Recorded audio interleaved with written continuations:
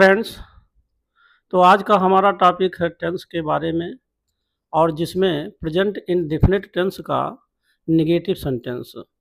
तो आइए हम समझते हैं कि प्रेजेंट इंडेफिनिट टेंस के नेगेटिव सेंटेंस के क्या नियम हैं और इनको हम अंग्रेजी में कैसे अनुवाद करते हैं। तो दोस्तों, जैसा कि पिछले वीडियो में आप अफर्मेटिव सेंटेंस के बारे में पढ़ चुके हैं, तो वहाँ पर आपको एक बात बताया गया था कि जैसे सब्जेक्ट को लेकर के हमने सब्जेक्ट की 2 कैटेगरी बनाया था, जिसमें आपका 7 और 6 के कैटेगरी हैं।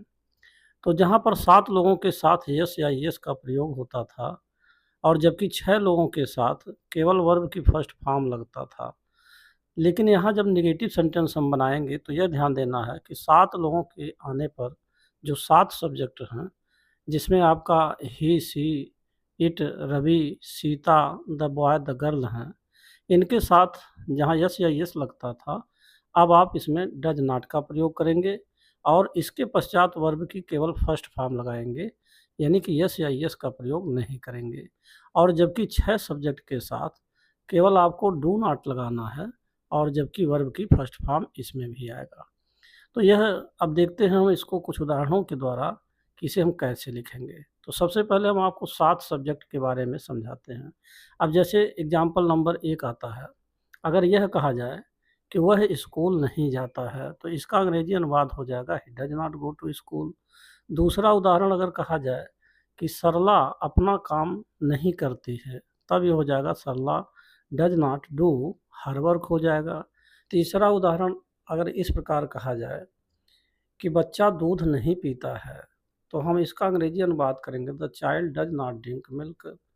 और जबकि चौथा और अंतिम उदाहरण इसमें हम देंगे कि जैसे अगर ये कहा जाए कि रमेश मुझे नहीं बुलाता है, तो इसका अंग्रेजी अनुवाद हो जाएगा रमेश डज नॉट कॉल मी।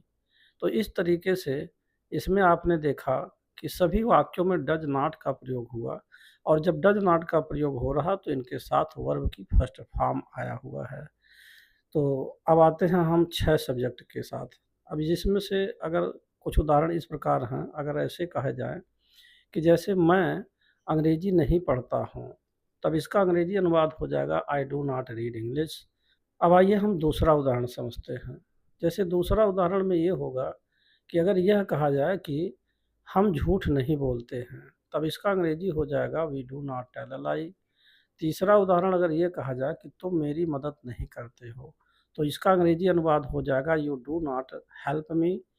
और चौथा और अंतिम उदाहरण आप इस प्रकार समझ सकते हैं कि वे मेरे घर नहीं आते हैं, दे डोंट कम या do not come at my home. तो यहाँ पर दोस्तों एक बात यह भी समझना है, डज नॉट और डू नॉट दोनों का शॉर्ट फॉर्म डजंट और डोंट भी होता है।